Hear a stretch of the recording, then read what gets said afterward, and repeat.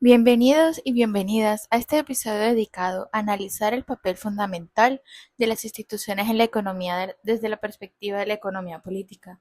Soy su host, Isabela Sarmiento, y hoy vamos a explorar cómo el Estado colombiano, mediante políticas de redistribución del ingreso, intervino para mitigar los impactos socioeconómicos de los últimos años, especialmente durante y después de la pandemia. El tema central de hoy es un análisis de caso del ingreso solidario y su transición a renta ciudadana para los programas implementados entre 2020 y 2024 y que estaban diseñados para reducir la desigualdad, evitar el colapso del ingreso en los hogares vulnerables y fortalecer la estabilidad económica. A lo largo de este podcast revisaremos el contexto del problema, los objetivos de la política y su impacto real, además de las lecciones aprendidas, y finalizaremos con una pequeña reflexión crítica sobre cómo este caso revela el rol de las instituciones en un país altamente desigual como lo es Colombia. Para poder comprender esta intervención institucional, debemos retroceder al año 2020. La pandemia generó la crisis económica más severa de las últimas décadas. Millones de personas perdieron su empleo y el sector informal quedó sin ingresos. Además, esto causó que la pobreza aumentara de forma drástica. Los principales problemas eran, para resumirlo brevemente, una caída del empleo formal e informal sin precedentes, más de 5 millones de personas sin ingreso fijo en cuestión de meses, un aumento de la pobreza monetaria del 35% al 42%, una amplias brechas territoriales y de acceso a servicios, además de una desigualdad persistente reflejada en un coeficiente de Gini superior al 0,51. En términos de economía política, esto representó dos fallas simultáneas. Primero, una falla del mercado, porque había una incapacidad de garantizar los ingresos mínimos en condiciones de crisis. Y segundo, una falla institucional histórica. Las redes de protección social fueron insuficientes para más de la mitad del país que vive de la informalidad. Frente a este panorama, el Estado tenía dos opciones: o intervenir o permitir que millones de hogares cayeran en pobreza extrema, con impactos económicos y sociales irreversibles para la sociedad en general. ¿Ya?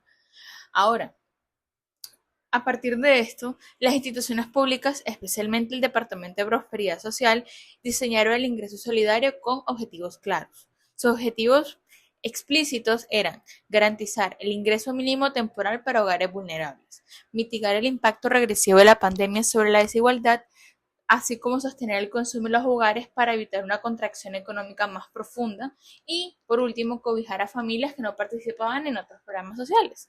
Ahora, desde la economía política podemos entender también otros objetivos que están implícitos, ¿no?, en este tipo de estrategias, que son mantener la estabilidad social y la gobernabilidad en un momento de crisis, proteger la legitimidad institucional frente al deterioro económico, evitar tensiones sociales asociadas a la desigualdad extrema y avanzar hacia modelos más inclusivos de protección social. Este tipo de intervenciones se justifican en teorías clásicas e incluso contemporáneas, desde Keynes hasta Polanyi, que afirman que el mercado necesita correctivos estatales, hasta Acemoglu y Robinson, quienes sostienen que las instituciones inclusivas generan crecimiento y estabilidad a largo plazo. Ahora, ¿qué efectos reales tuvo la intervención institucional? Estudios del DNP, del Banco de la República, Banco Mundial y la CEPAL evidencian unos impactos importantes que tuvo esta política económica. Primero, hubo una reducción significativa de la pobreza y la desigualdad. El ingreso solidario evitó que 1.9 millones de personas cayeran en pobreza monetaria, además que redujo la desigualdad en el corto plazo al disminuir el coeficiente de Gini entre 1 y 2 puntos, y por último permitió que hogares vulnerables mantuvieran consumo básico durante la crisis. Segundo, a la protección del bienestar, logró que más del 70% de los hogares usaran el dinero para comprar alimentos, pagar servicios o educación. Sin esta intervención, generalmente el deterioro habría sido mucho mayor y hubiera causado efectos a largo plazo, pues primero hubiera una reducción del consumo, ¿no? Y segundo, que habría un aumento en la deuda que presentan estos hogares. En tercer lugar, hubo una estabilización macroeconómica. Las transferencias funcionaron como un amortiguador macroeconómico, ya que sostuvieron el consumo interno, evitaron una caída más severa en la demanda agregada y ayudaron a reactivar la economía cuando se levantaron las restricciones del COVID. Sin embargo, también hubieron ciertas limitaciones y críticas. ¿Por qué? Porque los montos eran insuficientes para hacer frente a la inflación y el costo de vida tan elevado que hubo en el periodo de la pandemia. La focalización dejó fuera a miles de hogares elegibles, especialmente en zonas rurales, además de que hubo fallas tecnológicas y dificultades en la bancarización del proyecto. Algunos sectores plantearon temores sobre los desincentivos al trabajo, aunque la evidencia muestra que realmente la participación laboral se recuperó sin ningún problema y no hubo un efecto directo en este ingreso solidario frente al hecho de que las personas volvieran a laborar cuando pudieran. Entonces hubo un efecto significativo, pero no fue pleno ni causó ningún tipo de cambio estructural, ¿no? En este caso nos deja varias lecciones clave. Primero, las instituciones sí pueden modificar la distribución del ingreso, pero sus efectos son temporales si no se acompaña de políticas que generen cambios estructurales. Segundo, la redistribución no debe ser solo reactiva. Un sistema de protección social sólido debe existir antes de las crisis, no como una improvisación o como una respuesta a una situación extrema, ¿no? Tercero, la capacidad estatal es desigual. Colombia puede diseñar programas de alcance nacional, pero la implementación territorial aún enfrenta grandes brechas, especialmente entre las zonas urbanas y las zonas rurales. Cuarto, la focalización requiere precisión.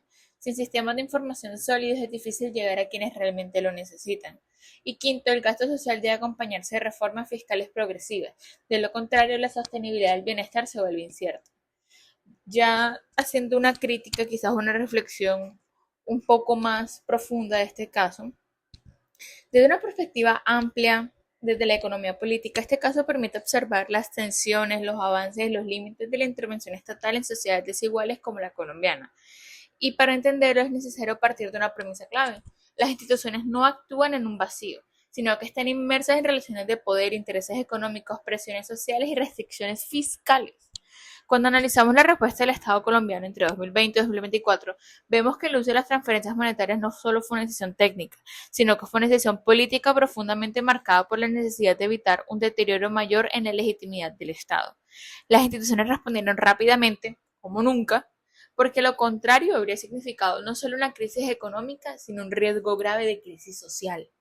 En ese sentido, las transferencias no son únicamente un mecanismo económico, son también una herramienta de gobernabilidad que busca reducir tensiones sociales y garantizar un mínimo de cohesión. Esto coincide con teorías clásicas de la economía, como las de Acemoglu y Robinson, que afirman que sin instituciones inclusivas, un país tiene menos probabilidades de generar un crecimiento sostenido.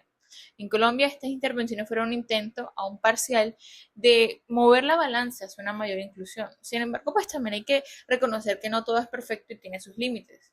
Las transferencias realmente no alteran estas relaciones estructurales, ni transforman la informalidad laboral, ni la baja productividad, ni la brecha educativa, ni la desigualdad territorial.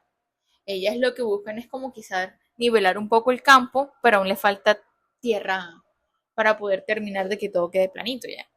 Es decir, el Estado reacciona eficazmente a una crisis puntual, ¿ya? Pero aún está lejos de consolidar un modelo de bienestar que permita superar estas desigualdades históricas de una forma sostenible y a largo plazo. También nos invita a pensar efectivamente en esto, en la sostenibilidad. ¿Puede un país mantener transferencias amplias en una base fiscal sólida? La respuesta pues no es fácil, porque la redistribución es necesaria, pero no basta. Debe ir acompañada de reformas tributarias progresivas, de una lucha real contra la evasión y de las políticas que generen un crecimiento económico inclusivo.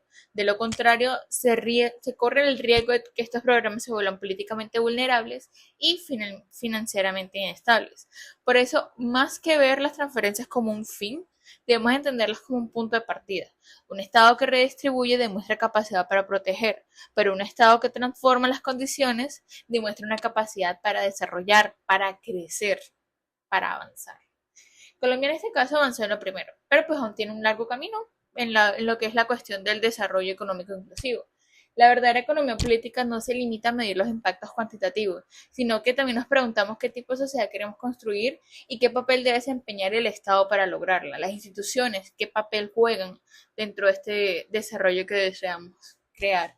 En ese debate las transferencias muestran que la redistribución no solo reduce pobreza, sino que también abre la puerta para imaginar instituciones más inclusivas, más estables y comprometidas con el bienestar colectivo.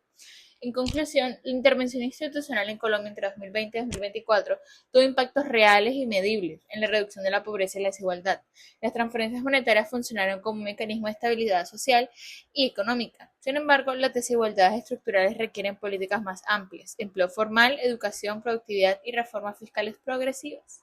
Este caso demuestra que las instituciones son actores centrales en la economía moderna y que su papel resulta esencial para la construcción de sociedades más justas e inclusivas. Muchas gracias, hasta luego.